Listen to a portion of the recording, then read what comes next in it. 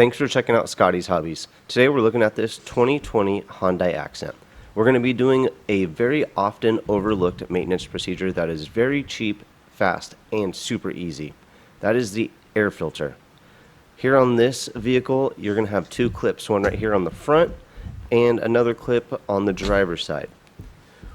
When those two are released, you're going to lift up on the air filter housing and slide the housing, the upper part, out of the two clips on the back, more towards the engine. Lift up and you can remove your air filter. It's pretty much that easy. Air filters are very important to keep clean. It makes the engine breathe easier. Imagine having a dirty face mask on and trying to breathe. It gets really hard. It does the same thing to your engine. When that happens, that can cause poor gas mileage and very poor emissions as well.